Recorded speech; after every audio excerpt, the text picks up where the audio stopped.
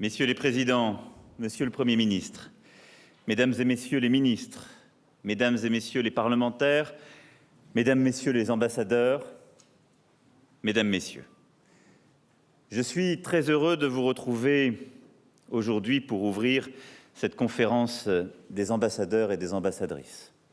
Heureux parce que c'est toujours l'occasion unique de partager quelques convictions et une lecture du monde tel qu'il va, dans lequel chaque jour la France agit, est attendue, porte sa voix. Dans quelques jours, vous rejoindrez vos équipes sur le terrain et vous porterez avec exigence, détermination, une très grande responsabilité. Votre première responsabilité, ce sera de représenter notre pays, notre histoire, nos idéaux républicains, nos géographies de métropole et d'outre-mer, nos intérêts. Et en représentant la France, vous représentez l'histoire, la force, le rôle de notre peuple dans le concert des nations. Et avez à y conduire une diplomatie que je veux fiable et innovante. Votre deuxième responsabilité, avec votre équipe, avec l'appui de tous les relais dont vous disposez sur place, sera de mettre en œuvre une politique ambitieuse pour notre pays. Cette ambition, soyez assurés qu'elle se traduira par un rythme de réforme en France qui ne changera pas d'allure, bien au contraire. Le Premier ministre vous en précisera les orientations. Plusieurs ministres auront aussi à s'exprimer sur ce point. Sous la conduite de votre ministre, Jean-Yves Le Drian, que je tiens à remercier pour son implication constante, vous nous aiderez à soutenir ces réformes à l'international. En effet, vous êtes à mes yeux partie prenante de la stratégie que j'ai demandé au gouvernement de mettre en œuvre pour le pays. D'abord, en associant pleinement nos communautés françaises à l'étranger. Elles sont une richesse, une force. Nos réformes doivent leur être expliquées et elles doivent aussi être portées par elles. Les Françaises et les Français de l'étranger sont un atout pour notre pays. Ils doivent participer pleinement de ce nouveau rayonnement de la France. C'est pour cela que j'ai souhaité une réflexion en profondeur sur l'enseignement français à l'étranger qui, sur la base du rapport que j'ai demandé au gouvernement, donnera lieu à l'annonce d'une réforme cet automne. C'est aussi pour cela que je veux aller au bout des simplifications attendues par nos concitoyens en termes de démarches administratives et de vote en ligne. Ensuite, vous contribuez à la compétitivité de la France. Vous devez expliquer au gouvernement, aux acteurs économiques dans les pays où vous êtes en poste, la cohérence et l'ampleur de notre agenda de transformation. Notre attractivité s'améliore, mais il nous faut nous mobiliser bien davantage pour nos exportations. Votre mobilisation en faveur d'une diplomatie économique est un élément important de cette stratégie. Nous devons notamment axer notre action collective sur une stratégie export pour les entreprises de taille intermédiaire comme les petites et moyennes entreprises qui seule réduira notre déficit commercial. Mais j'attends de vous encore davantage. De Ouagadougou à Xi'an, de Sydney à New York ou la Sorbonne, j'ai, durant l'année qui s'achève, pu, à travers plusieurs discours, renouveler nos approches géographiques ou stratégiques. Il faut que celles-ci soient désormais déclinées avec précision. Cela suppose de choisir des objectifs clairs et donc limités et de prendre de nouvelles mesures afin d'en assurer le suivi. Nous avons encore trop tendance à considérer que tout est prioritaire et ne pas suffisamment avoir une culture du résultat. Même en diplomatie, le succès se mesure, certes pas en un jour, et même sans doute jamais en un jour, à la capacité néanmoins d'infléchir des attitudes, de construire des amitiés et des alliances, de remporter des marchés, en un mot, de faire avancer les intérêts de la France et des Français et de faire partager un peu de notre vision et conception du monde. C'est l'attente de nos concitoyens qui veulent légitimement voir les retombées de la politique que nous conduisons. Cela suppose enfin une capacité d'anticipation renforcée. Nous suivons les situations de nombre de pays ou de régions, du Venezuela à la Birmanie, en passant par l'Ukraine ou la République démocratique du Congo, mais nous devons davantage les anticiper, faire parfois des paris, proposer des initiatives. Et j'en appelle à votre esprit de prospective, d'analyse, d'action. N'hésitez jamais à proposer librement. C'est le meilleur moyen de ne pas subir.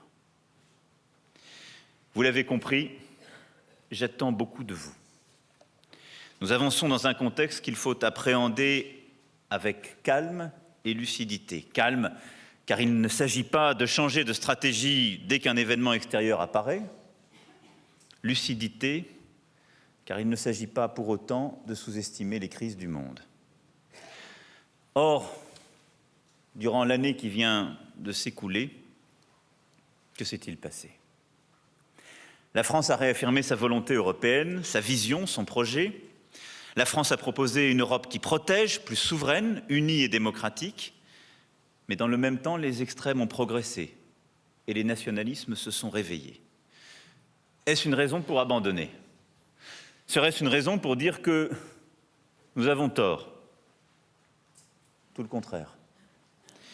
Nous payons là plusieurs décennies d'une Europe qui, il faut le regarder en face, c'est parfois affadie, affaiblie, qui n'a peut-être pas toujours suffisamment proposé. Et il faut en réalité redoubler nos efforts. J'y reviendrai. La France s'est aussi faite le chantre d'un multilatéralisme fort. Or, le système multilatéral hérité du siècle passé est remis en cause par des acteurs majeurs et des puissances autoritaires qui parfois fascinent de plus en plus. Devons-nous rendre les armes ? Est-ce la responsabilité de la France si tel ou tel pays choisit telle sensibilité, si une autre puissance souveraine décide différemment de ce que nous pensons ? La responsabilité de la France est de faire entendre sa voix, de la défendre, pas de se substituer à la parole des autres. Il nous faudra donc prendre de nouvelles initiatives, construire de nouvelles alliances, porter les débats au bon niveau.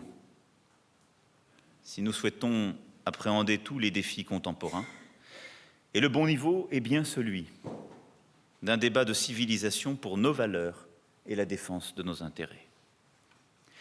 L'année dernière, j'avais devant vous exposé les 4 objectifs de notre action diplomatique, au nom de la politique que je mène pour la nation.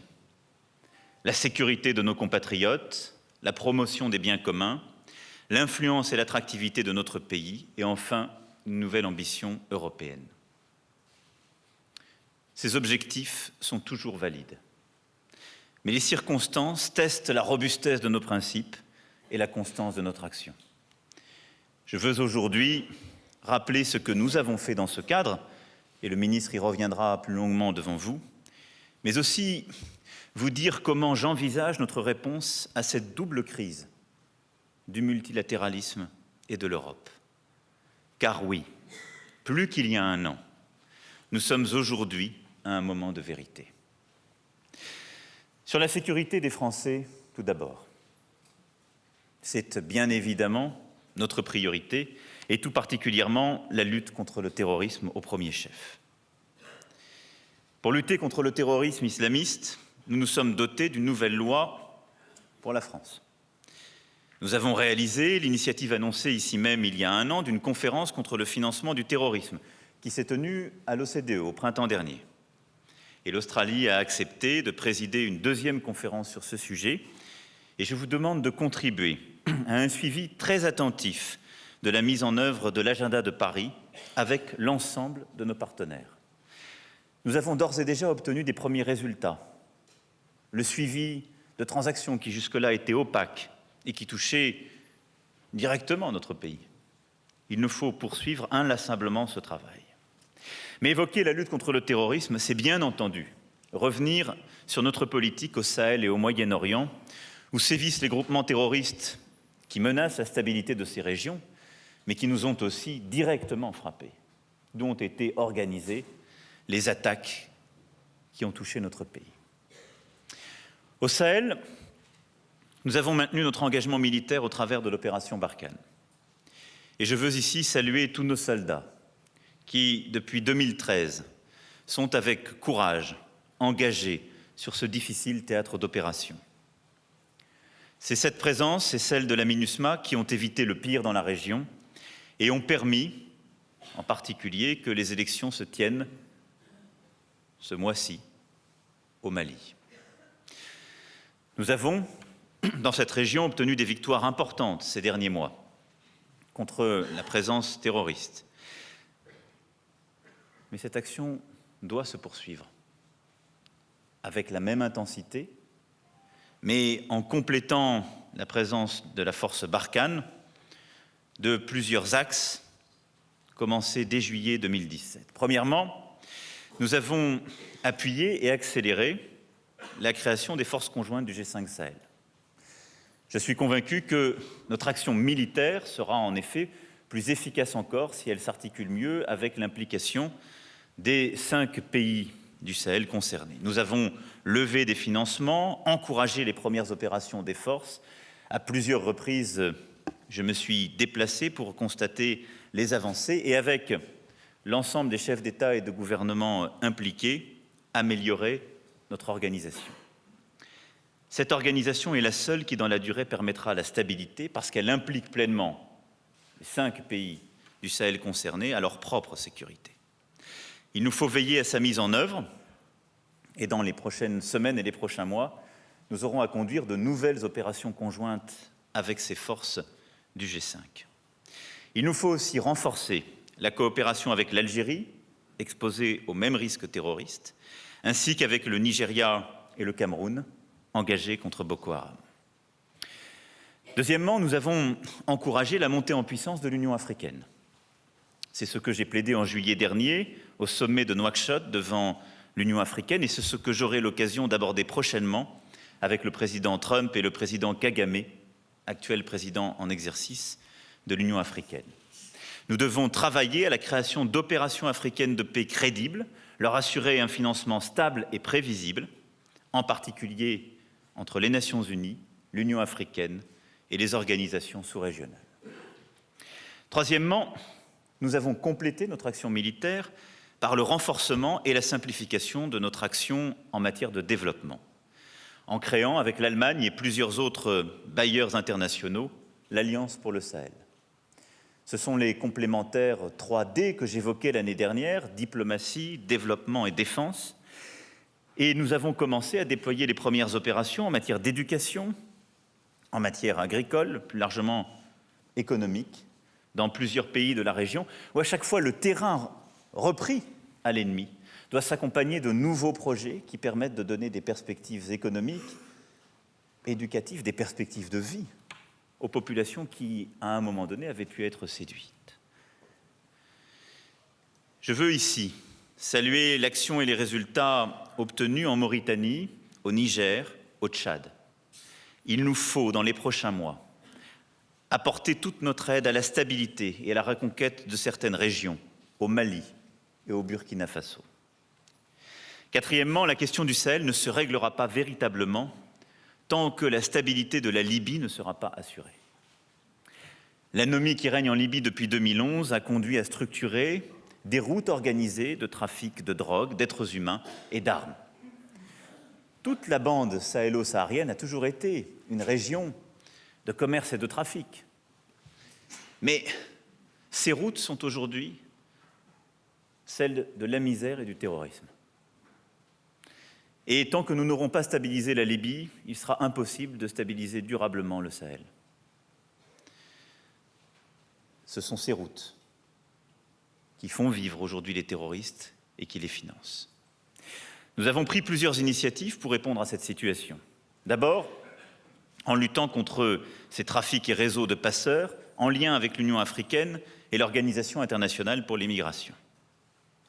Ensuite, en réunissant en France messieurs Sarraj et Haftar en juillet 2017, puis pour la première fois, les 4 principaux dirigeants libyens en mai dernier, entourés de la communauté internationale, pour s'engager dans un processus politique commun. Je crois très profondément à la restauration de la souveraineté libyenne et à l'unité du pays. C'est une composante essentielle de la stabilisation de la région et donc de la lutte contre les terroristes et les trafiquants. Les prochains mois seront à cet égard décisifs. Ils nécessiteront notre mobilisation pour soutenir le remarquable travail du représentant spécial du secrétaire général des Nations Unies, Hassan Salamé, pour éviter toutes les tentations de division, puisque ce pays est devenu au fond le théâtre de toutes les influences, de tous les intérêts extérieurs. Notre rôle, pour notre sécurité et celle de la région, est de réussir à faire cheminer l'accord de Paris des 4 parties prenantes décidé en mai dernier. L'autre théâtre d'opération de notre lutte contre le terrorisme est bien entendu la Syrie. En Syrie, la situation reste extrêmement grave et préoccupante. La France a été très active sur le plan diplomatique, de New York à Genève, en passant par toutes les capitales concernées. Nous avons augmenté significativement notre aide humanitaire. Un cessez-le-feu est aujourd'hui indispensable, mais la solution durable à ce conflit, nous le savons, est politique. La France a été la première à proposer le rapprochement des positions des États occidentaux et arabes d'un côté et des 3 pays dits garants d'Astana de l'autre. Nous avons intégré l'Allemagne et l'Égypte au Small Group, qui tiendra en septembre une nouvelle réunion ministérielle avec les États-Unis, le Royaume-Uni, l'Arabie saoudite et la Jordanie. Nous avons renforcé notre dialogue avec la Turquie sur la Syrie à un niveau jamais atteint, malgré nos divergences de fond sur la région du Nord-Est. Le mécanisme de coordination créé à Saint-Pétersbourg avec la Russie a produit ses premiers effets, en particulier sur le plan humanitaire, en ne cédant rien à nos principes et en agissant par le truchement des organisations non gouvernementales présentes sur le terrain pour mener des opérations à destination des populations civiles. Et je tiens à cet égard à saluer ici le travail remarquable et courageux de toutes les ONG sur le terrain. Beaucoup de choses ont donc évolué. Nous avons, je crois, réussi à reconstruire une voie européenne essentielle dans la crise syrienne. Mais ne nous trompons pas. Nous sommes sur ce sujet aussi à l'heure de vérité. Nous abordons sans doute les derniers mois du conflit avec un défi humanitaire essentiel dans la région d'Idlib. Et nous sommes à la croisée des chemins pour réussir à mener justement cette solution politique inclusive à laquelle nous croyons, qui seule permettra aux églises d'Orient, mais aussi aux Kurdes, aux Yézidis, à l'ensemble des minorités ethniques et religieuses, d'avoir une place dans la Syrie de demain. Nos lignes sur le conflit syrien sont claires. La lutte contre Daesh et les groupes terroristes qui menacent la sécurité de l'Europe, le soutien aux populations civiles et la promotion d'une feuille de route diplomatique inclusive en lien avec les Nations Unies. J'ai confié à mon envoyé personnel sur la Syrie, l'ambassadeur François Sénémo, la mission de faire avancer ces objectifs en lien avec l'ensemble des ministères concernés. Mais la situation est aujourd'hui alarmante, car le régime menace de créer une nouvelle tragédie humanitaire dans la région d'Idlib et ne montre jusqu'à présent aucune volonté pour négocier la moindre transition politique. Cela implique de renforcer encore la pression sur le régime et ses alliés. Et j'attends à cet égard beaucoup de la Russie et de la Turquie, compte tenu de leur rôle et des engagements pris.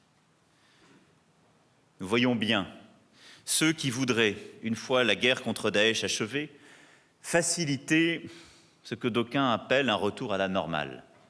Bachar el-Assad resterait au pouvoir, les réfugiés de Jordanie, du Liban, de Turquie retourneraient chez eux, et l'Europe et quelques autres reconstruiraient. Si je considère depuis le premier jour que notre premier ennemi est Daesh, et que je n'ai jamais fait de la destitution de Bachar el-Assad une condition préalable à notre action diplomatique ou humanitaire, je pense qu'un tel scénario serait néanmoins une erreur funeste. Qui a provoqué ces millions de réfugiés? Qui a massacré son propre peuple?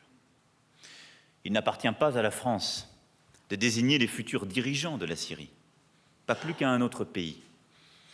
Mais c'est notre devoir et notre intérêt de nous assurer que le peuple syrien sera bien en situation de le faire.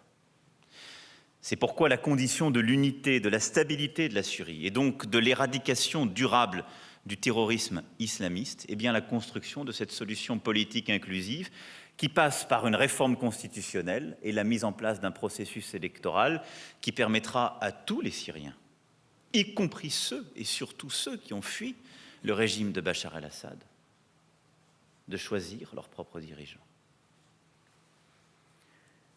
Cette action et ces principes sont à mes yeux déterminants pour notre sécurité même aujourd'hui et demain.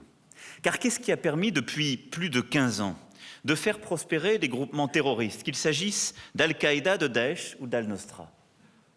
La misère économique, les régimes autoritaires ne protégeant plus leur peuple, la corruption généralisée, mais aussi le non-respect de la souveraineté de ces pays par les puissances étrangères, qui a nourri le discours même des islamistes, qui a nourri l'exploitation de toutes les frustrations et du discours anti-occidental. Ne reproduisons donc pas ces erreurs. Respectons la souveraineté de la Syrie, mais respectons-la vraiment, en permettant au peuple de s'exprimer et de l'incarner. C'est le sens du combat diplomatique et politique que nous devons mener avec le représentant du secrétaire général des Nations Unies, Staffan de Mistura, pour faire converger les Syriens, le Small Group, Astana et les États de la région autour d'une même feuille de route inclusive, dont seule la mise en œuvre permettra une paix durable. Bien entendu, la stabilité de la région dépendra aussi de notre capacité à traiter des sujets iraniens, et je viens à l'instant d'échanger à nouveau avec le président Rouhani, de la crise dans le Golfe, du conflit au Yémen et de la question israélo-palestinienne qui reste absolument centrale et préoccupante. Sur ces points essentiels, je ne veux pas ici être trop long et j'aurai à m'exprimer dans les prochaines semaines en prenant avec vous des initiatives concrètes. Et avec toujours le même fil rouge. Notre sécurité comme notre vision du monde impose la stabilité du Proche et du Moyen-Orient. Cette stabilité ne peut se construire que dans le pluralisme ethnique, religieux, politique et le travail avec toutes les parties prenantes.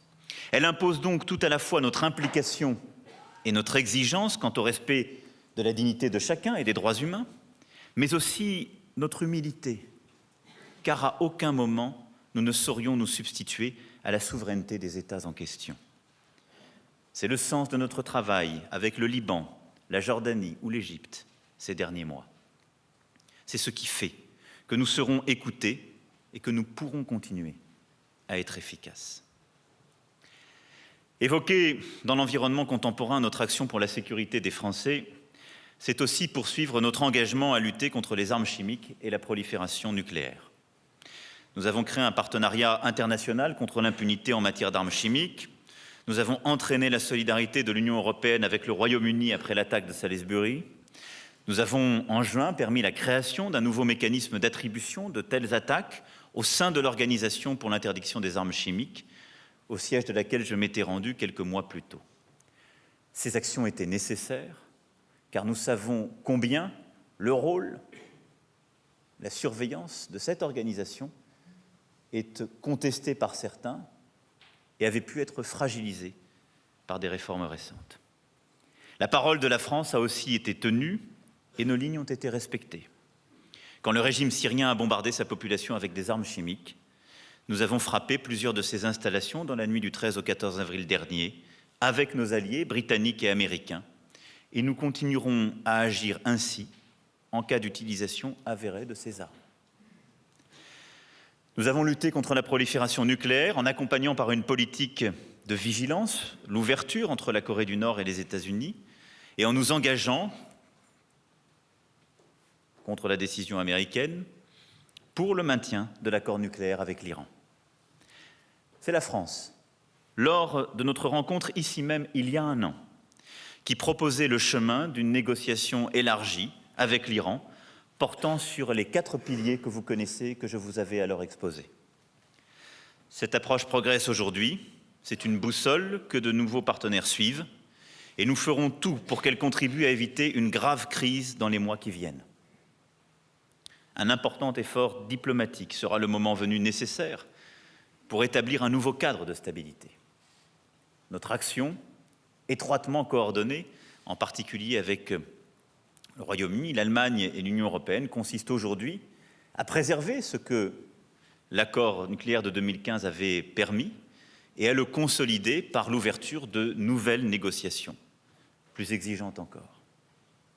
La France saura prendre ses responsabilités sur le sujet iranien sans complaisance ou naïveté, en maintenant un dialogue étroit avec nos partenaires, parmi lesquels les États du Golfe. Parler de notre sécurité, c'est aussi parler de la sécurité de l'Europe au regard des risques extérieurs. À cet égard, durant l'année qui vient de s'écouler, nous avons progressé à un rythme inégalé durant les 60 dernières années. Le renforcement de notre politique commune de défense depuis l'été 2017, la création d'un fonds de défense afin de financer des initiatives concrètes, la conclusion de 2 accords stratégiques pour les chars et les avions de combat entre l'Allemagne et la France, la conclusion avec 8 autres États membres de l'initiative européenne d'intervention que j'avais proposée en septembre 2017 pour favoriser un esprit de défense entre Européens, sont des avancées aujourd'hui actées et inédites. Jamais l'Europe n'avait avancé aussi vite en matière de défense. L'Europe a pris conscience qu'elle devait se protéger et la France a, dans ce cadre, pris toutes ses responsabilités à travers la loi de programmation militaire promulguée le 14 juillet dernier, qui redonne une vision stratégique actualisée face à ces nouvelles menaces à notre pays et des moyens cohérents pour répondre à celles-ci. La France et l'Europe ont en quelque sorte pris acte des nouvelles menaces contemporaines et du fait que nous avions besoin d'une autonomie stratégique et de défense pour répondre à ces dernières. Je porterai dans les prochains mois un projet de renforcement de la solidarité européenne en matière de sécurité. Nous devons donner en effet plus de substance à l'article 42-7 du traité sur l'Union européenne, invoqué pour la première fois par la France en 2015, après les attentats. La France est prête à entrer dans une discussion concrète entre États européens sur la nature des liens réciproques de solidarité et de défense mutuelle qu'impliquent nos engagements au terme du traité. L'Europe ne peut plus remettre sa sécurité aux seuls États-Unis.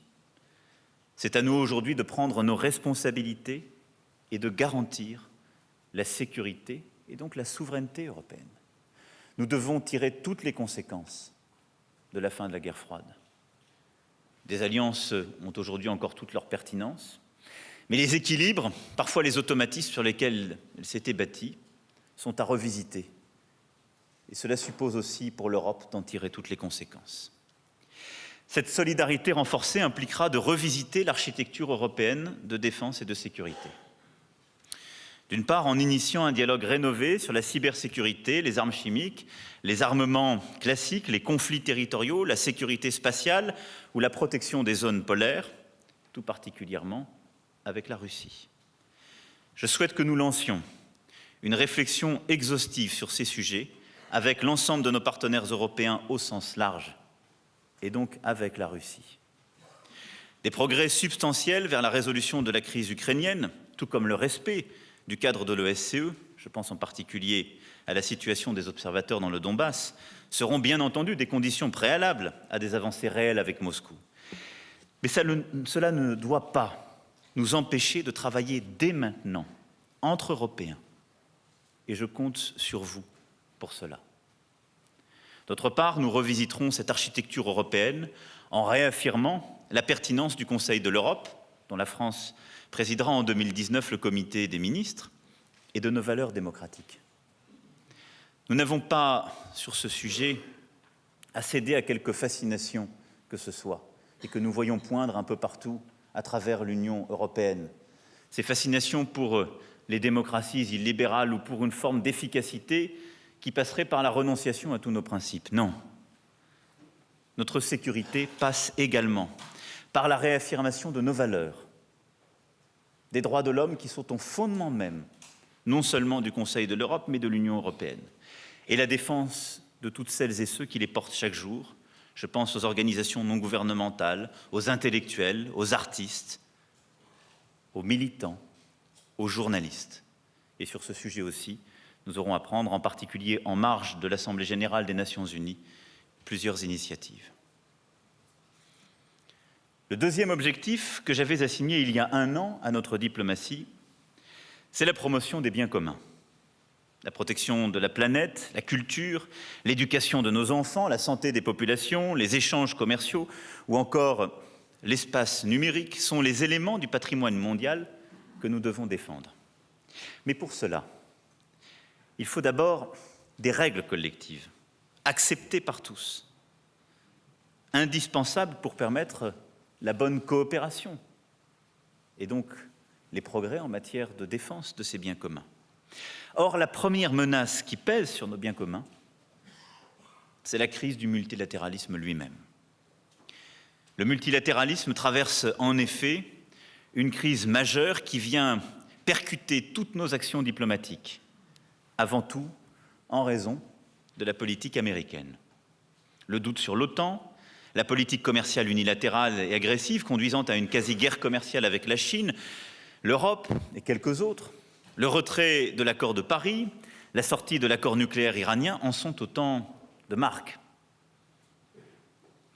Le partenaire avec lequel l'Europe avait bâti l'ordre multilatéral d'après-guerre semble tourner le dos à cette histoire commune. La France, chaque fois, a été la première et la plus claire dans son opposition à ces décisions. Mais tout en cherchant, chaque fois, à convaincre avant que ces décisions ne soient prises et à maintenir l'indispensable dialogue de qualité entre nos deux pays. Et je revendique pleinement cela.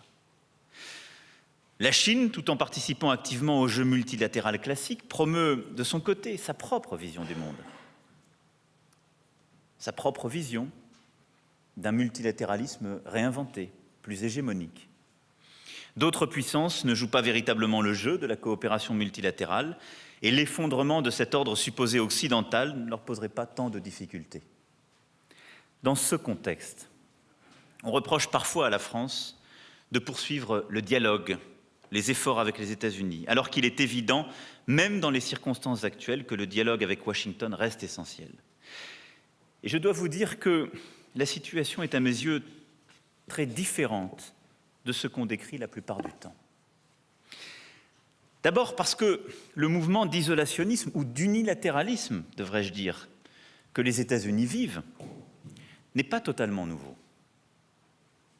Il a déjà existé par le passé, lointain si on se réfère à Jackson, mais il avait déjà commencé avec l'administration précédente, sur certains théâtres d'opération et dans certaines régions. Cette position américaine, bien entendu, affaiblit le multilatéralisme contemporain parce qu'elle entrave l'efficacité et peut conduire à faire émerger des modèles alternatifs, plus hégémoniques et irrespectueux de nos valeurs. Mais à mes yeux, elle doit être plutôt vue comme un symptôme davantage qu'une cause. Le symptôme de la crise de la mondialisation capitaliste contemporaine et du modèle libéral westphalien multilatéral qui l'accompagne. En effet, cette mondialisation et ce multilatéralisme ont eu des effets positifs qu'il ne faut pas sous-estimer. Ils ont sorti de la pauvreté des centaines de millions d'habitants de la planète. Ils ont mis fin à une conflictualité idéologique qui divisait le monde. Ils ont permis une phase de prospérité et de liberté inédite, d'expansion pacifique du commerce international, qui est une réalité des dernières décennies. Cependant, cet ordre économique, social, politique est en crise. D'abord parce qu'il n'a pas su réguler les dérives qui lui sont propres. Déséquilibres commerciaux qui ont profondément touché certaines régions, perdantes de la mondialisation, catastrophes environnementales longtemps oubliées, inégalités considérables au sein de nos sociétés et entre nos sociétés.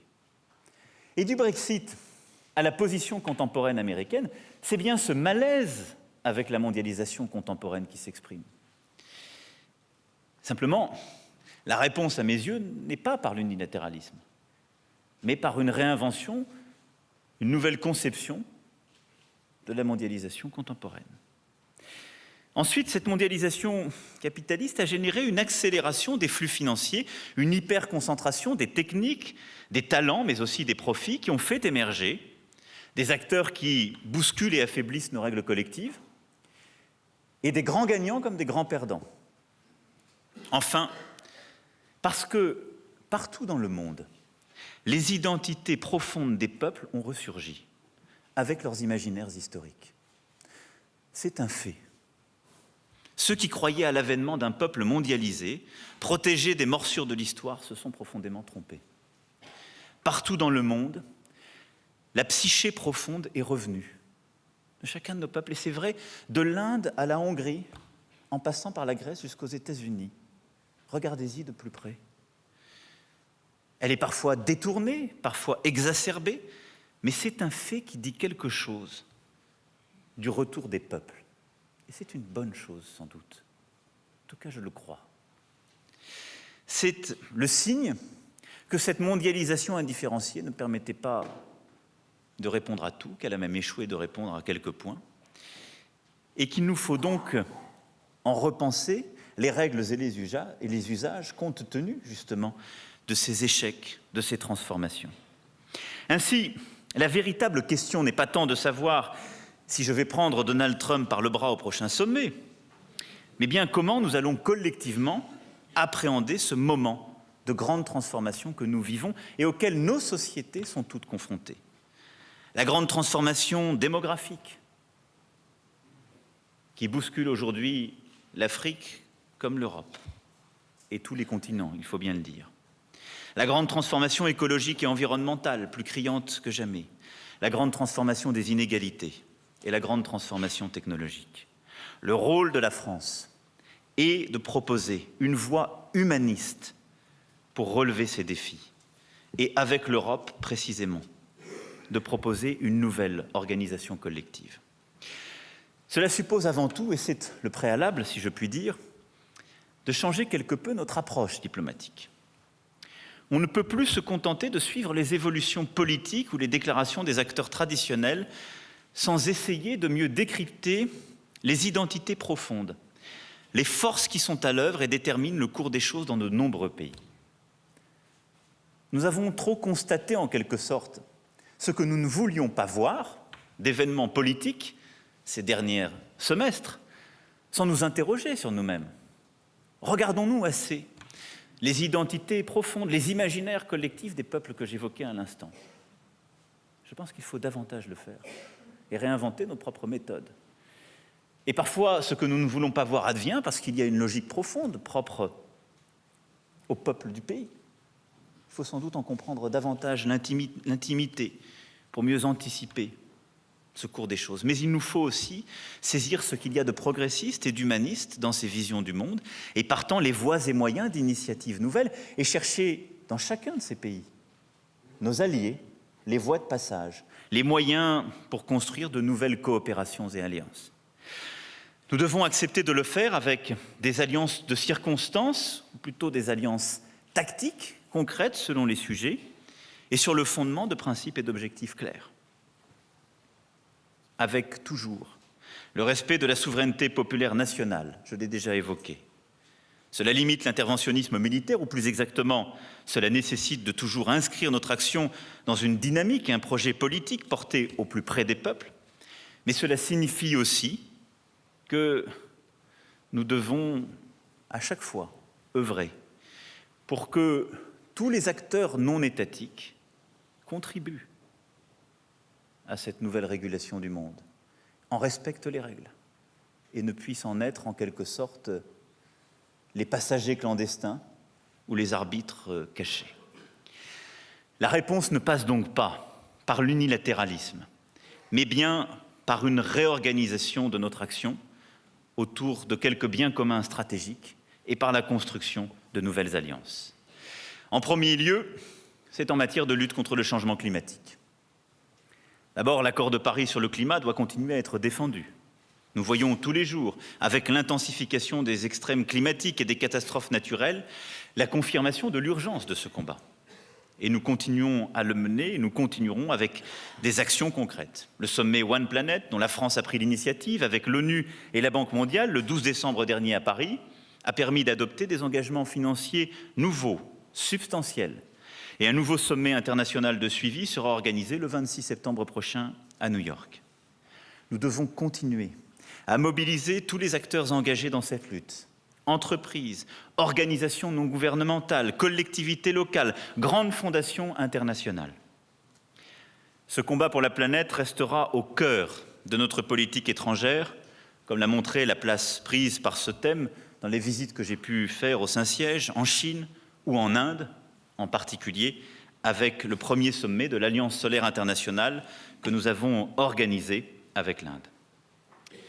Il doit se traduire aussi par la négociation et l'adoption d'un nouveau pacte mondial pour l'environnement, qui est à mes yeux un objectif prioritaire et qui impliquera la mobilisation de l'ensemble de notre diplomatie. Mais également par la préparation active des grandes échéances de négociation sur la biodiversité en 2019 et 2020, et une mobilisation sur le sujet des océans comme des pôles, qui impliquera, là aussi, la mobilisation de nombreux postes. Cette diplomatie environnementale est majeure pour répondre à ce grand bouleversement du monde. Elle est majeure parce qu'elle caractérise l'engagement français et européen en la matière, parce qu'elle permet de nouer de nouvelles alliances, en particulier avec la Chine et plusieurs autres puissances, et donc construire, là aussi, une nouvelle forme de coopération internationale, et parce qu'elle permet très profondément de répondre à nos intérêts sur le court, moyen et long terme. Le deuxième bien universel que nous avons replacé au cœur de notre politique de coopération internationale, c'est l'éducation, la culture, le savoir. La France, en effet, a montré son engagement en organisant avec le Sénégal la conférence de reconstitution du partenariat mondial pour l'éducation à Dakar, il y a quelques mois, qui a permis de lever plus de 2 milliards d'euros pour l'éducation dans le monde, en particulier l'éducation des jeunes filles, et pour laquelle la France a multiplié sa contribution par 10. C'est à mes yeux tout à la fois notre rôle universaliste et humaniste, mais aussi la contribution la plus essentielle que nous pouvons apporter à la crise démographique que j'évoquais tout à l'heure. Partout où la démographie flambe de manière inconsidérée, c'est parce que l'éducation a reculé, et en particulier l'éducation des jeunes filles. Et c'est un discours que la France doit savoir porter. Combien ai-je été attaqué lorsqu'il y a un peu plus d'un an, j'ai porté ce discours à Hambourg. Mais des dirigeants africains l'ont eux-mêmes repris, porté, et l'appliquent avec courage. Mais partout où la démographie s'est mise à flamber, avec 7 ou 8 enfants par femme, c'est là où les mariages forcés ont repris, c'est là où l'éducation des jeunes filles a reculé. Et qu'on me présente les pays où toutes les jeunes femmes ont choisi d'avoir 8 ou 9 enfants. Qu'on me les présente, avant de dire que ce serait une forme de néo-impérialisme que de tenir ces discours à Paris. Non, il faut surtout aider ceux qui les tiennent dans chacune de leurs capitales. La lutte pour l'éducation est la meilleure réponse à tous les obscurantismes et les totalitarismes. L'éducation, la culture, l'intelligence sont au cœur de ce combat que nous devons mener partout. C'est la seule réponse durable au défi démographique mondial. Et c'est ainsi que nous lutterons en profondeur contre les inégalités, en particulier entre les femmes et les hommes. Et c'est pourquoi j'ai fait, dans notre pays comme à l'international, de l'éducation une priorité absolue. Et je crois profondément que sur ce sujet, la France a un rôle inédit à jouer. D'abord parce que c'est son histoire, sa tradition. Depuis un an, nous avons construit une stratégie éducation ambitieuse, de la maternelle à l'université, qui, je crois, donne une crédibilité toute particulière à notre pays en la matière. Mais considérons aussi de plus près ce que nous sommes et les atouts que nous avons.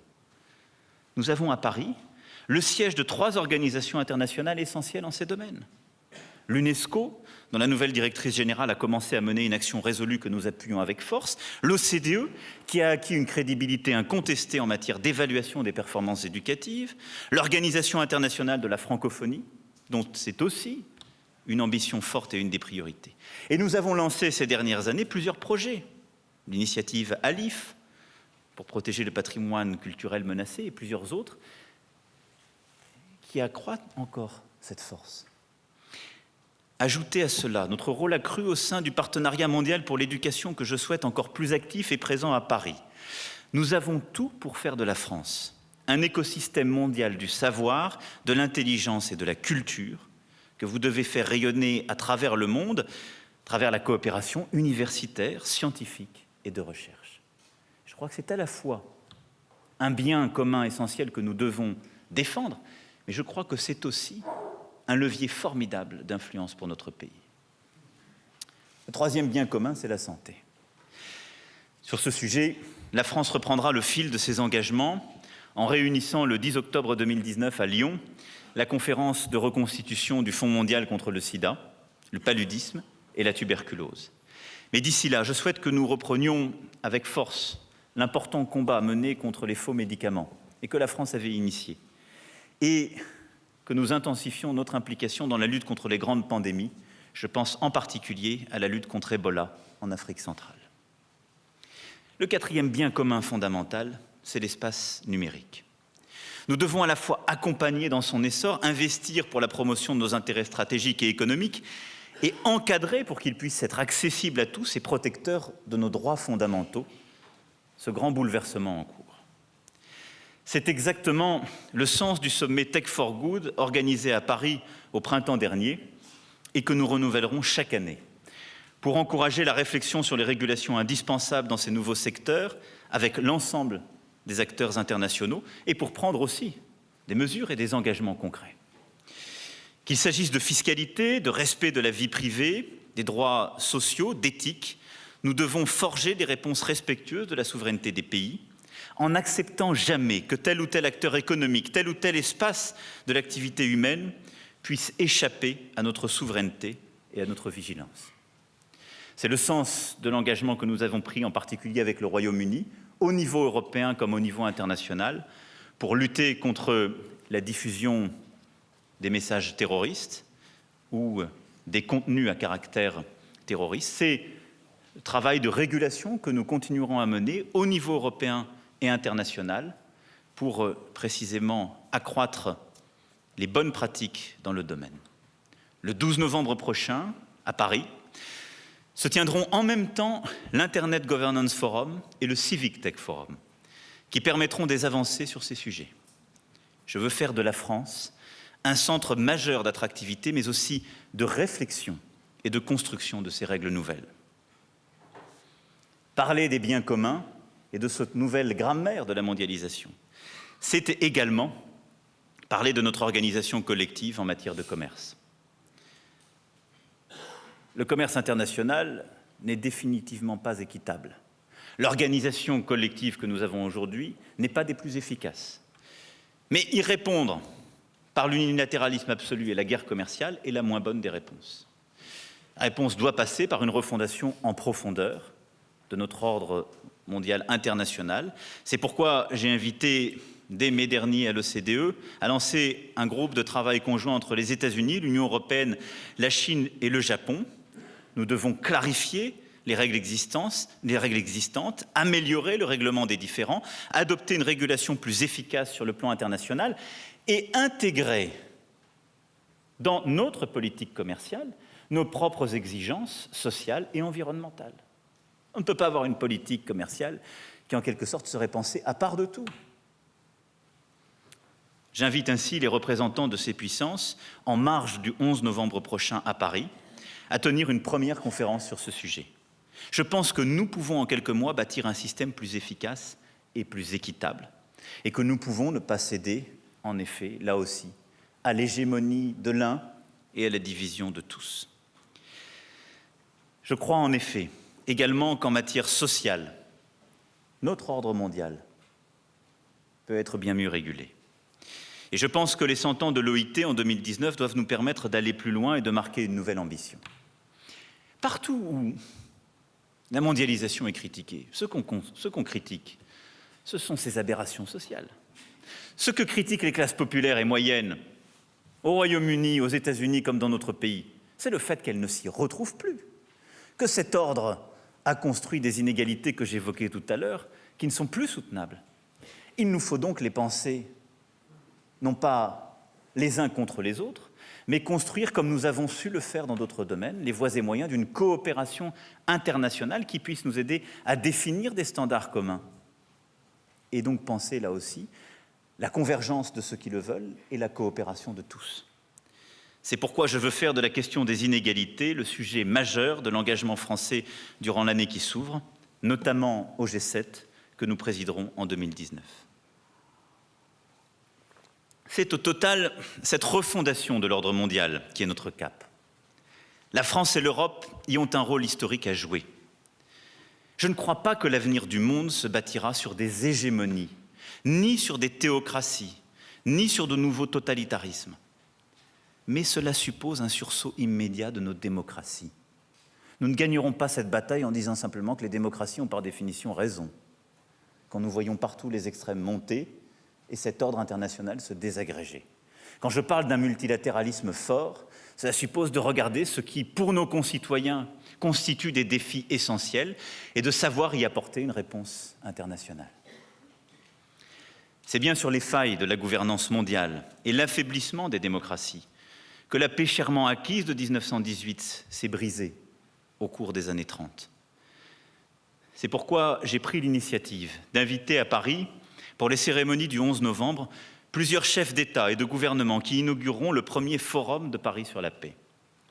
Ce forum vise à renforcer notre action collective en associant États, organisations internationales, au premier rang desquelles l'ONU, avec la société civile. Les ONG, les entreprises, les syndicats, les experts, les intellectuels, les groupes religieux. La gouvernance internationale doit se décliner concrètement et chaque citoyen peut y prendre part. Cette refondation suppose précisément ce temps de réflexion et ce sursaut commun. C'est celui, j'espère, que nous saurons faire vivre le 11 novembre prochain à Paris. Cette refondation suppose aussi que nous reconcevions nos organisations, nos instruments de concertation et nos coalitions. En 2019, la France présidera donc le G7. Je souhaite que nous puissions en renouveler les formats et les ambitions. Nous devons, en restant un groupe cohérent, porté par des niveaux de développement et d'exigence démocratique communs, nouer un dialogue plus fort avec la Chine sur le climat et le commerce, avec l'Inde sur le numérique, avec l'Afrique sur la jeunesse. En tout cas, nous ne devons pas reproduire ce théâtre d'ombre et de division qui, je crois, nous a davantage affaiblis qu'il ne nous a fait avancer. Je proposerai donc d'ici à la fin de l'année aux autres pays membres une réforme, en lien d'ailleurs avec les États-Unis, qui prendront après nous la présidence du G7 en 2020. Dans le monde entier, en Asie, en Amérique latine, en Afrique, ce sont ainsi de nouveaux équilibres, de nouvelles relations qu'il nous faut repenser, sur la base du travail en profondeur que je vous ai demandé. Ainsi, en mars et mai dernier, j'ai proposé à New Delhi puis à Sydney de travailler à un nouvel axe indo-pacifique stratégique, qui ne doit pas être dirigé contre quiconque, et peut être une contribution essentielle à la stabilité internationale. Nous sommes une puissance indo-pacifique, avec plus de 8 000 hommes dans la région et plus d'1 million de nos concitoyens. Nous devons en tirer toutes les conséquences, et je souhaite que vous puissiez décliner cet axe de l'océan Indien à l'océan Pacifique, en passant par l'Asie du Sud-Est, de manière résolue, ambitieuse et précise. Nous devons en effet construire une nouvelle relation à l'Asie.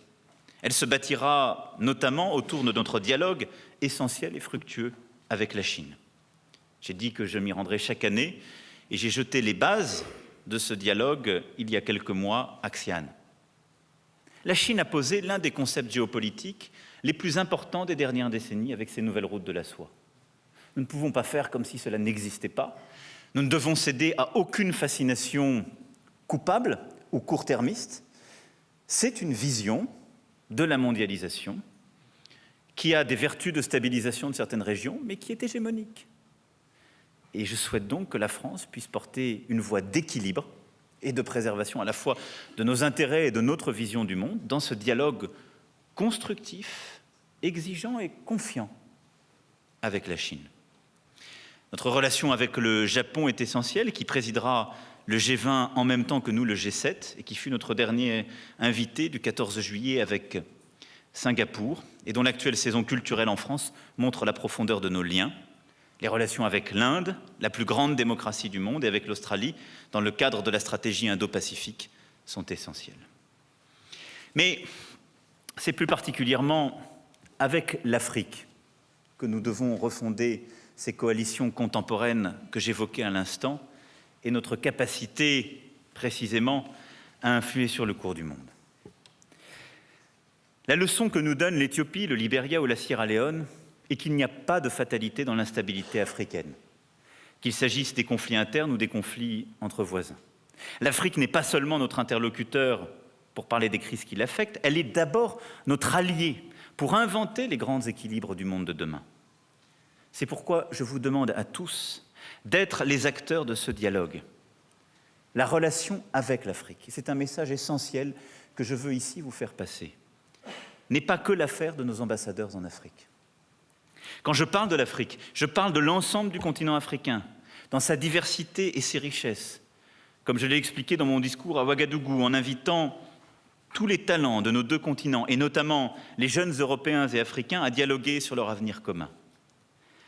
L'importance de l'Afrique pour la France, c'est non seulement celle du voisin le plus proche, mais aussi une partie de notre identité.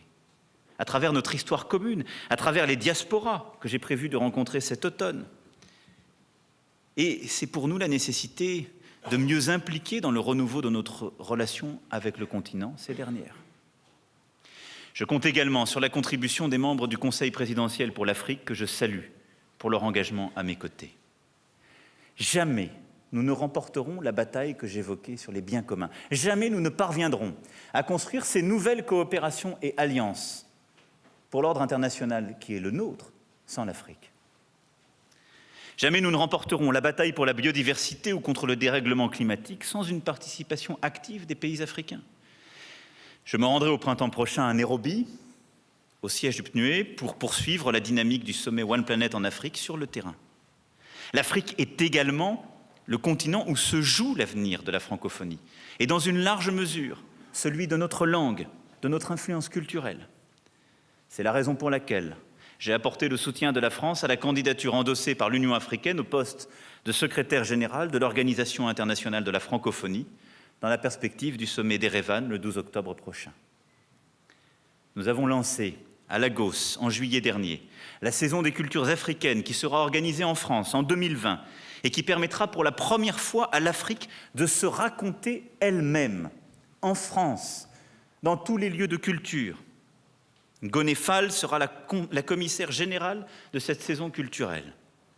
Je recevrai également cet automne le rapport de Bénédicte Savoy et de Felwine Sarr sur la restitution temporaire ou définitive à l'Afrique de son patrimoine culturel.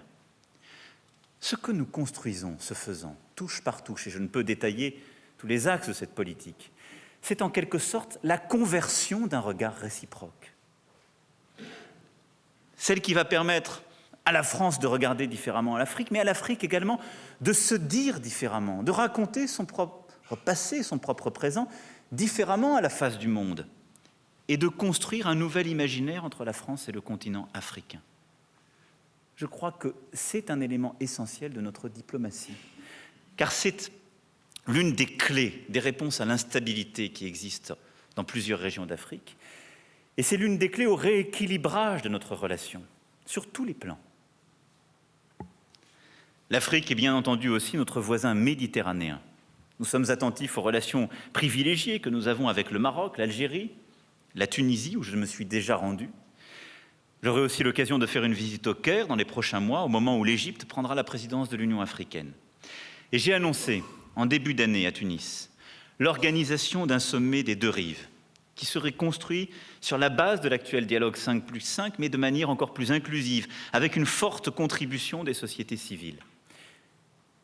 10 ans après l'Union pour la Méditerranée, il nous faut retrouver le fil d'une politique méditerranéenne différente, en tirant tous les enseignements de ce que nous avons réussi et de ce que parfois nous ne sommes pas parvenus à faire, en impliquant toutes les sociétés civiles, mais en refondant une politique méditerranéenne plus inclusive qui est aussi sans doute l'une des conditions à la reconsolidation du Maghreb. Pour parler de la jeunesse, de la mobilité, de l'énergie, des échanges universitaires, cette politique est indispensable et nous allons dans les prochains mois préparer ce sommet qui se tiendra à Marseille au début de l'été 2019. Notre troisième objectif, mesdames et messieurs, est de renforcer l'influence de la France dans ce contexte. Je l'évoquais au début de mon propos en parlant de l'importance de la diplomatie économique. Notre pays a certes attiré cette année davantage d'investissements, de tourisme, de talents, mais nous avons encore de nombreux défis. La France gagne aussi dans le domaine sportif avec l'attribution des Jeux Olympiques de 2024 ou la victoire des Bleus qui ont fait vibrer tout le peuple français en rapportant la Coupe du Monde. Et cette victoire, la manière dont nos joueurs et nos concitoyens l'ont célébrée, ne font qu'augmenter les attentes vis-à-vis de la France. Ce renforcement de l'attractivité dans tous les domaines, vos efforts y ont activement contribué. Ils ont été appuyés par les manifestations inédites que nous avons organisées depuis le début de l'année à Versailles, à Paris ou ailleurs, sur l'investissement avec le sommet Choose France, sur les nouvelles technologies avec Vivatech ou sur l'intelligence artificielle avec la présentation de la stratégie française devant de nombreux spécialistes internationaux à la fin de l'hiver. J'attends votre mobilisation quant au suivi de ces rencontres. Nous répliquerons chaque année et qui nécessitent nombre d'actions concrètes. Des annonces importantes ont d'ores et déjà été faites à ces occasions par plusieurs grands groupes étrangers, montrant qu'il est possible de les faire travailler chez nous, en approfondissant avec eux un dialogue exigeant sur les aspects les plus complexes, la sécurité, la fiscalité, l'économie numérique. Et c'est dans ce même esprit que j'ai souhaité que la France puisse accueillir en 2023 les Olympiades des métiers, et je voudrais que toutes nos ambassades se mobilisent pour accompagner notre candidature, car cela contribue aussi de ce rayonnement économique indispensable. Dans le même temps, nous devons plus que jamais faire rayonner notre culture et notre langue. Je l'ai déjà évoqué à plusieurs reprises. Nous sommes sortis d'une vision défensive de la langue pour promouvoir enfin une politique offensive et décomplexée de la promotion du français et du plurilinguisme qui accorde précisément toute leur importance aux langues régionales, qui reconnaît pleinement la place des auteurs africains et du monde entier dans la création littéraire francophone. Je remercie à ce titre la représentante personnelle pour la francophonie, Laïla Slimani, pour son action dans ce domaine. Nous savions depuis des années, grâce à nos actions de coopération sur le terrain, qu'un changement de paradigme était indispensable. C'est aussi pour cela que j'ai décidé de stabiliser pour la deuxième année consécutive le budget de notre coopération culturelle en 2019.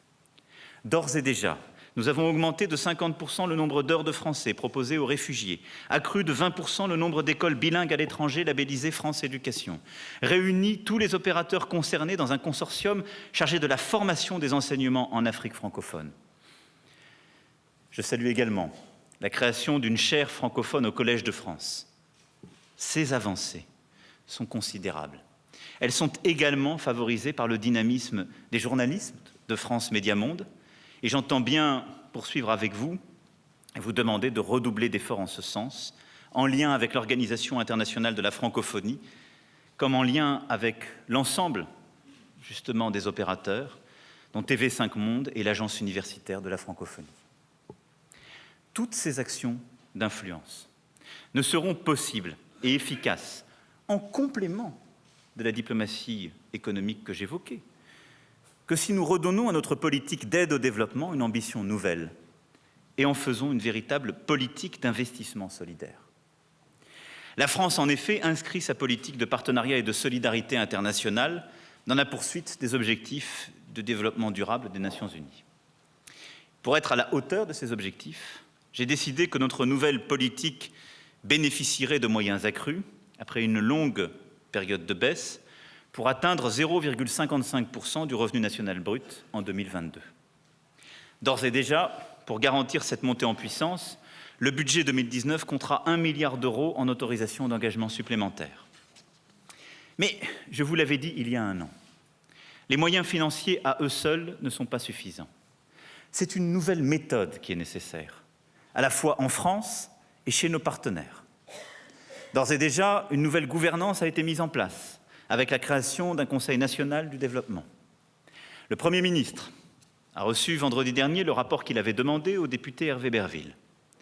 Et je remercie ce dernier pour le travail qu'il a mené et la large consultation ainsi conduite. Comme il le propose, une nouvelle dimension partenariale sera mise en place pour mieux associer la société civile, la jeunesse, les entreprises, les diasporas. Cela implique d'agir au plus près du terrain. Et je soutiens, à cet égard, la proposition de rehausser les moyens mis à disposition directement de nos ambassades pour encourager les initiatives locales. Sur l'égalité femmes-hommes, sur le soutien à l'innovation, vous devez être les premiers acteurs et les premiers relais de la volonté politique que j'ai exprimée. Je soutiens également l'idée d'une nouvelle loi d'orientation et de programmation pour entériner notre trajectoire d'aide et rénover le cadre de notre politique de coopération internationale. Une politique ambitieuse d'évaluation sera mise en œuvre pour suivre les résultats de cette aide en toute transparence et des réorganisations profondes seront conduites autour de l'AFD. Je vous demande également de bien veiller dans le monde entier à ce qu'une grande cohérence et une grande complémentarité soient respectées entre nos priorités nationales et les programmes européens de coopération et de développement. C'est, je crois, un gage de cohérence et d'efficacité pour nous tous. Je finirai mon propos par le quatrième axe développé l'année dernière, sans doute encore plus d'actualité aujourd'hui, qui est notre priorité européenne. Mais j'ai au fond, tout au long de mon discours, rappelé l'importance de l'Europe, qu'il s'agit de notre sécurité, de notre capacité à refonder l'ordre international ou de promouvoir notre propre intérêt. Le faire seul est la plupart du temps, si ce n'est voué à l'échec, beaucoup moins efficace. Le faire avec une voix européenne forte, cohérente, est, je crois, le gage de notre réussite. Depuis un an, et notre dernier échange, nous avons proposé, nous avons avancé, nous avons d'ores et déjà construit des alliances. Lors du discours de la Sorbonne en septembre dernier, j'ai proposé une vision complète, ambitieuse, d'une Europe plus souveraine, plus unie, plus démocratique. Sur cette voie, nous avons déjà obtenu de premiers résultats en matière de défense, je les évoquais tout à l'heure, en matière de travail détaché, en matière de convergence sociale et fiscale, de politique commerciale. Nous aurons dans les prochains mois à continuer le travail en matière de migration ou de numérique. Nous avons sur cette base, et compte tenu du contexte politique que notre premier partenaire allemand a eu à connaître, mené un travail durant plusieurs mois qui a permis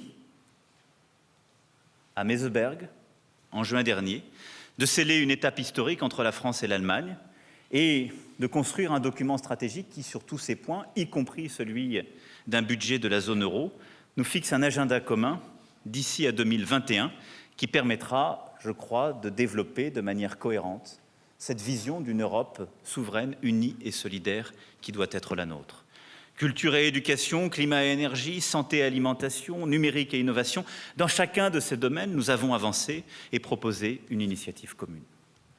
Nous avons aussi adopté une méthode ambitieuse, celle de parler à tout le monde, là aussi en Europe. J'ai visité en un an plus de la moitié des pays de l'Union européenne. J'ai évidemment échangé avec l'intégralité, de manière bilatérale, des chefs d'État et de gouvernement.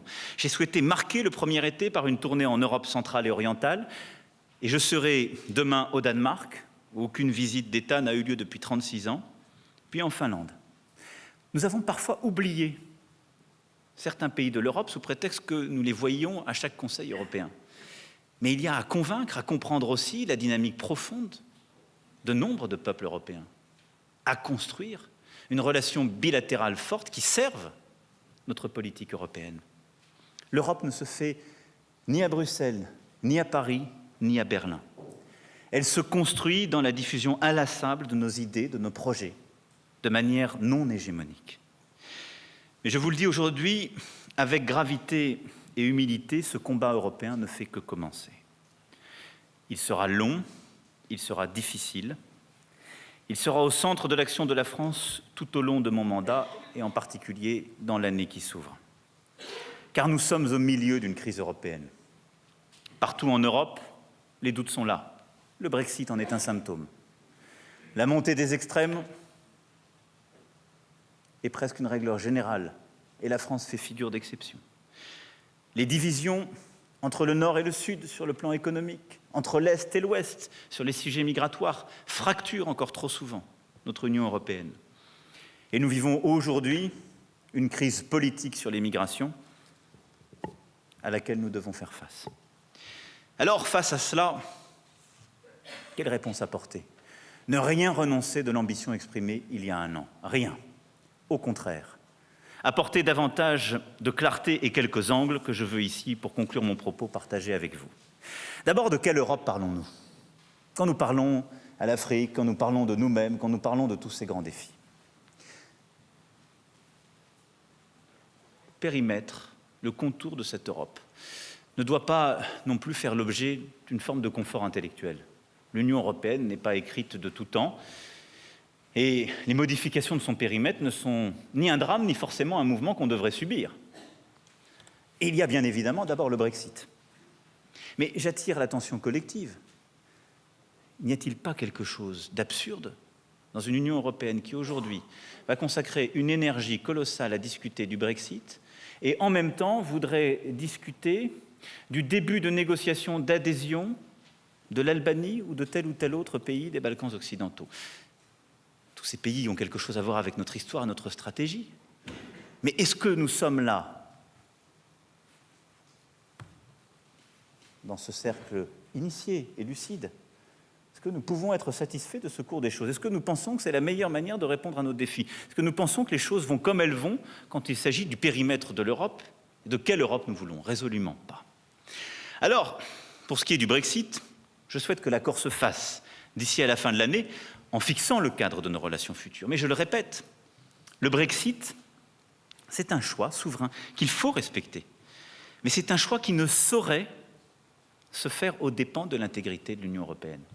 C'est le choix du peuple britannique pour lui-même, mais pas pour les autres. Et la France souhaite maintenir une relation forte, privilégiée avec Londres, mais pas au prix de la dissolution de l'Union européenne. Et que l'intégrité soit défendue par la capitale dont c'est la cause pour son propre pays est une chose, mais nous avons à défendre l'intégrité de nos valeurs, de notre socle et de l'Union européenne. Et donc nous aurons sur ce point un dialogue exigeant, indispensable. Mais il nous faudra, quoi qu'il en soit, penser la relation de l'Union européenne après le Brexit avec Londres. C'est indispensable. Et le penser consistera justement à définir, à tout le moins, un partenariat stratégique à construire. C'est la même exigence que je veux à nos frontières. J'ai déjà évoqué le cas de la Russie tout à l'heure, dans le cadre d'une architecture européenne de sécurité et de défense. Mais nous ne pouvons durablement construire l'Europe sans penser notre relation à la Russie et à la Turquie. La penser sans complaisance et sans naïveté. Est-ce que nous pensons aujourd'hui, là aussi, de manière lucide et sincère, que nous pouvons continuer une négociation d'adhésion à l'Union européenne de la Turquie? Quand le projet chaque jour réaffirmé du président turc, avec lequel j'ai eu une intensité de contact inédite depuis un peu plus d'un an, est un projet pan-islamique, régulièrement présenté comme anti-européen, dont les mesures régulières vont plutôt à l'encontre de nos principes. Résolument pas. Et là aussi, nous devons sortir de l'hypocrisie pour construire une solution, me semble-t-il, plus efficace, plus cohérente pour nous. Il nous faut donc construire un partenariat stratégique qui n'est pas l'adhésion à l'Union européenne, mais un partenariat stratégique avec la Russie et avec la Turquie. Parce que ce sont deux puissances importantes pour notre sécurité collective, parce qu'il faut les arrimer à l'Europe, parce que l'histoire de ces peuples s'est faite avec l'Europe et que nous devons ensemble construire notre avenir. Et donc, sur tous ces plans, il faut une relation que nous avons à réinventer sur un plan exigeant, mais sans céder à l'espèce de tâtonnement bureaucratique auquel nous nous sommes habitués sur ces sujets. Nous sommes sortis de la guerre froide et la Turquie du président Erdogan n'est pas la Turquie du président Kemal. Ces deux réalités sont là, il nous faut en tirer toutes les conséquences. Ensuite, il faut assumer, accepter, porter le fait que cette Europe sera une Europe de plusieurs cercles, parce que c'est déjà le cas. Et donc, il faut accepter qu'il y ait une Europe large, peut-être plus large que l'Union européenne, le Conseil de l'Europe étant d'ailleurs cette base la plus large, fondée sur nos principes, qui parfois sont remis en cause au sein même de l'Union. Mais il y a donc la place pour une Europe large, la place pour un marché commun, et en ce cœur, la place pour des coopérations renforcées, une intégration plus forte. Et cela suppose d'avoir un peu d'audace et d'accepter de revisiter des tabous de part et d'autre, des tabous de transfert d'un côté du Rhin, les tabous de changement de traité de l'autre côté du Rhin. Et sur ce point, la vision que porte la France aujourd'hui, celle que nous porterons dans le cadre des échéances à venir, suppose une révision des traités, qu'il s'agisse de la réforme de l'Union européenne comme de la zone euro. Je la souhaite, et je souhaite que nous puissions la construire sur la base des consultations démocratiques en cours, sur la base des résultats des élections européennes à venir et d'un travail intergouvernemental qui s'imposera dans les semestres qui viennent. Parce que nous avons besoin de repenser notre organisation collective, nous avons besoin d'une commission plus efficace et moins nombreuse, et nous avons besoin de repenser les axes stratégiques de cette Europe. Enfin, nous serons, et nous sommes aujourd'hui, collectivement testés, parce que cette Europe, je l'ai dit à plusieurs reprises, et je viens de parler de son périmètre, de son étendue, a à faire face à tous les défis contemporains dont je vous parle depuis tout à l'heure. Et nous n'avons qu'une réponse européenne crédible, celle de notre autonomie stratégique. La question n'est pas de savoir si nous arrivons à convaincre les États-Unis d'Amérique, c'est un grand peuple et un grand pays. La question est de savoir si les États-Unis d'Amérique nous regardent comme une puissance avec une autonomie stratégique. C'est ça la vraie question qui est posée pour l'Europe aujourd'hui. Et force est de constater qu'aujourd'hui, ça n'est pas le cas.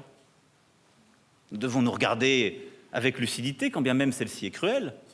Je ne crois pas, très sincèrement aujourd'hui, que la Chine ou les États-Unis d'Amérique pensent que l'Europe est une puissance avec une autonomie stratégique comparable à la leur. Je ne le crois pas. Et je crois que si nous ne parvenons pas à construire cela, nous nous préparons des lendemains moroses. Et donc, comment construire cette véritable souveraineté européenne? Eh bien, en répondant aux défis dont j'ai parlé depuis tout à l'heure, en faisant de l'Europe le modèle de cette refondation humaniste de la mondialisation. C'est ça le défi qui est le nôtre.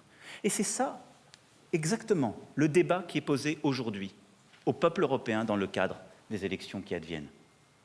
Il y a le choix, clair, d'un côté, l'Europe n'est pas efficace, elle ne répond plus à ces défis de la mondialisation, ça n'est pas totalement faux. Elle n'a pas d'autonomie stratégique, il faut donc la désagréger. Alors, les plus sophistiqués vous diront, nous sommes pour la désagréger, sauf lorsqu'elle nous apporte quelque chose. Parce que l'Italie est contre l'Europe qui n'est pas solidaire sur le plan migratoire, mais elle est pour l'Europe des fonds structurels, lorsque j'écoute certains ministres. Le président du Conseil italien le sait bien d'ailleurs, il est sur une ligne beaucoup plus structurée. L'Europe de la Hongrie, elle n'a jamais été contre... la Hongrie de Viktor Orban, elle n'a jamais été contre l'Europe des fonds structurels, de la politique agricole commune, mais elle est contre l'Europe quand il s'agit de tenir de grands discours sur la chrétienté. Bon. Et donc, il y a une voie claire de l'opportunisme européen, mais du nationalisme revendiqué.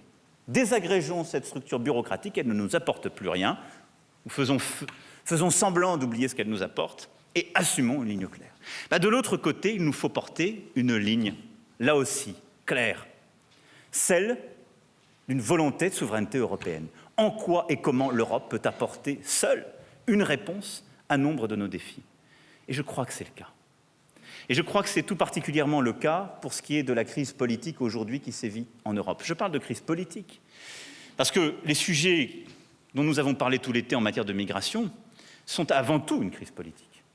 L'Europe a eu à subir en 2015 une vraie crise migratoire, quand des millions d'Afghans, de Syriens sont venus en raison des conflits. L'Europe a eu à subir, il y a un peu plus d'un an, une vraie crise migratoire venant de Libye. Mais ces flux ont été vite divisés par 10. Ces dernières semaines, ce n'est pas une crise migratoire, c'est une crise politique. Celle de la capacité, justement, à répondre à ce défi. Sur ce sujet, il faut regarder les choses en face. Pourquoi avons-nous cette crise politique européenne, et en particulier italienne? Parce qu'il n'y a pas eu de solidarité européenne. Pourquoi avons-nous une crise politique en Grèce, naguère? Parce qu'il n'y avait pas eu de solidarité européenne. C'est pour ça que j'ai toujours lié la solidarité européenne avec une vraie politique de souveraineté. Et donc ce qui arrive en Italie, nous l'avons produit, politiquement, par notre absence de solidarité. Est-ce que cela excuse les discours xénophobes, les facilités? Je ne le crois pas. Et je crois que, d'ailleurs, ces mêmes xénophobes n'apportent aucune solution au mal qu'ils dénoncent. Parce qu'ils aillent chercher la solidarité de ceux dont ils veulent se séparer. Quand bien leur face, ça ne marche pas souvent. Et d'ailleurs, tous ceux qui portent une voix nationaliste ou unilatérale s'entendent très bien pour dénoncer l'Europe, s'entendent rarement pour trouver des solutions communes, y compris pour eux-mêmes. Les axes dont on nous parle n'apportent aucune solution. Aucune. Et donc, sur ce sujet, je crois que la France, avec les partenaires constructifs et la Commission européenne, doit contribuer à mettre en place un dispositif pérenne, respectueux des principes humanitaires et du droit, solidaire et efficace. Ce qui veut dire que nous ne devons ni ne pouvons sortir du droit d'asile tel que nous l'avons pensé. J'écoute chaque jour les discours qui disent « Ne prenez pas les gens, ne les acceptez pas, c'est de la faiblesse, de la bonne volonté ». La France, et je m'en félicite, fait partie des pays qui, durant la crise politique de cet été, a accueilli le plus de réfugiés, 250. Je vous invite à garder en mémoire la proportion de ces chiffres. Mais parce que sur la base des 5 missions de l'OFPRA que nous avons organisées, nous les avons identifiées comme relevant du droit d'asile. Mais qui sont les responsables politiques responsables? Fondamentalement, lucides, qui peuvent nous expliquer qu'on devrait renoncer au respect du droit d'asile en France et en Europe. Mais ce droit d'asile, il est dans notre Constitution, nous Français. Il est dans tous nos textes européens. La clé, simplement, c'est d'accepter cette différenciation. Il y a ceux qui relèvent du droit d'asile, qu'il faut accueillir de manière inconditionnelle, en ayant la bonne organisation, avec l'autre rive de la Méditerranée et avec le reste de l'Afrique. Et il y a ensuite une politique d'immigration à construire au niveau européen, avec l'Afrique, pour éviter, réduire, maîtriser les flux migratoires liés à des migrations économiques et organiser un retour beaucoup plus efficace de ces derniers. C'est le sens même de la loi qui sera promulguée dans quelques jours et que nous avons prise pour la France. C'est le sens même de l'action que nous portons en Europe et du partenariat que nous voulons construire avec l'ensemble des États africains, comme nous avons commencé à le faire à Abidjan à la fin de l'année dernière, dans le dialogue entre l'Union européenne et l'Union africaine, à Paris, il y a 1 an, jour pour jour, avec l'Union africaine et nombre de pays d'origine et de transit, et avec nombre de nos partenaires. C'est cela, la bonne réponse à la crise migratoire. C'est donc une politique européenne, exigeante, qui respecte nos valeurs, mais qui, parce que nous aurons trouvé les règles communes d'une protection aux frontières et d'une solidarité interne, sera enfin efficace. La France a un défi migratoire. Nous sommes le pays qui a eu à recevoir quasiment le plus de demandes l'année dernière, le 2e pays de demandes d'asile, un peu plus de 100 000. Mais aucun n'est arrivé par des routes dites primaires. C'est l'incapacité de l'Europe à gérer le sujet migratoire qui fait que nous avons eu autant de demandes d'asile. Et donc, j'invite toutes celles et ceux qui tiennent des discours sur ce sujet à regarder la réalité des faits. Si nous avons une organisation plus efficace au niveau de l'Europe, alors nous avons une partie de la réponse à nos propres défis et parfois à nos propres craintes. Mais il faut le construire de manière durable, exigeante, avec l'ensemble des partenaires concernés. Mais plus largement, vous l'avez compris, sur chacun de ces sujets, je plaiderai pour que l'Europe puisse être cette puissance qui, comme je viens de le dire pour le sujet des migrations, eh bien, construira les solutions auxquelles nous croyons dans la mondialisation.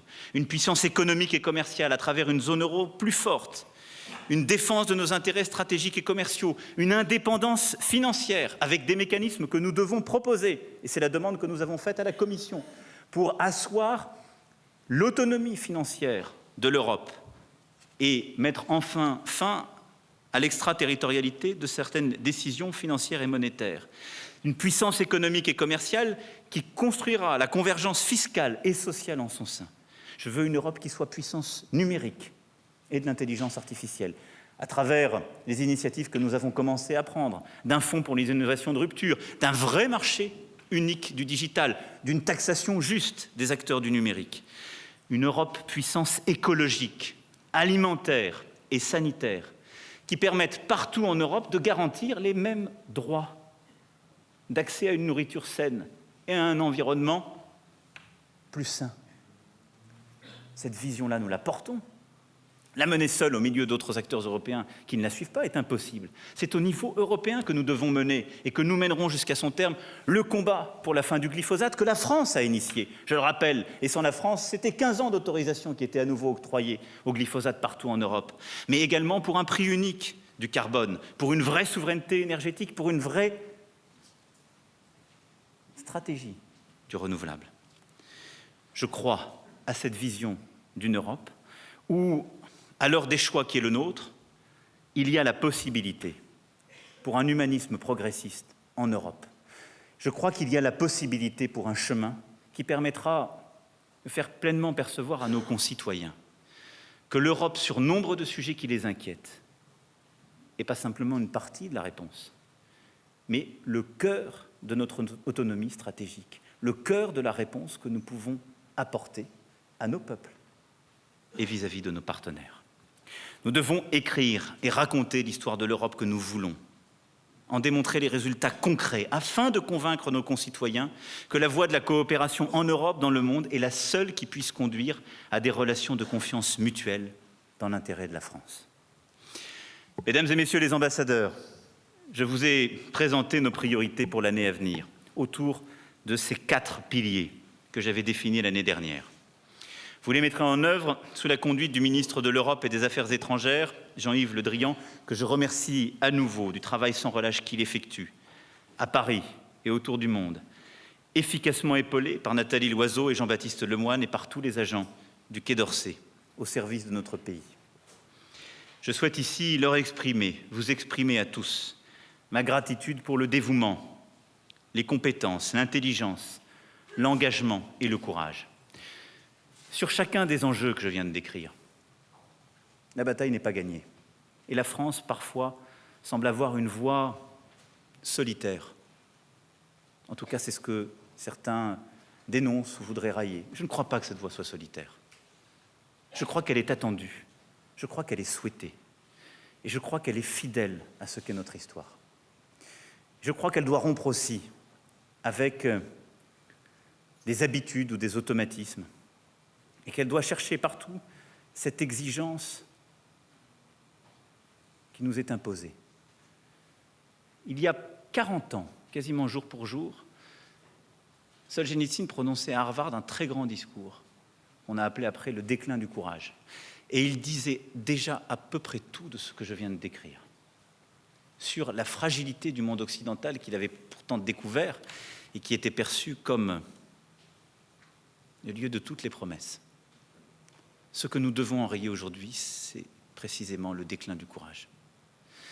Et donc, pour y faire face, notre vocation est, partout, et c'est ce que j'attends de vous, d'être une puissance médiatrice.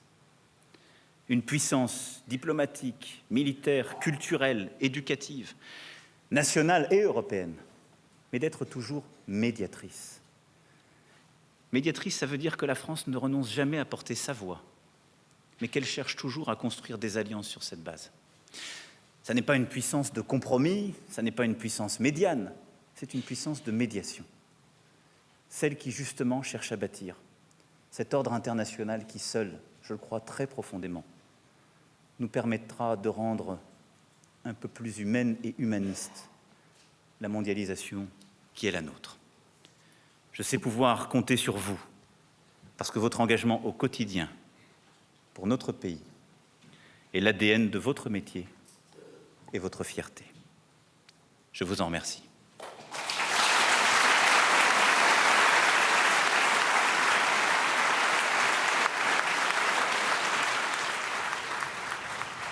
Voilà pour ce discours d'Emmanuel Macron, le chef de l'État qui s'exprimait devant les ambassadeurs réunis à l'Élysée. À l'occasion de cette rentrée diplomatique, le président français a rappelé l'importance d'une Europe forte. Il a rappelé également l'importance de la lutte contre le terrorisme islamiste, une lutte contre le terrorisme qui passe notamment, selon lui, par l'engagement de la France au Sahel. On l'écoute.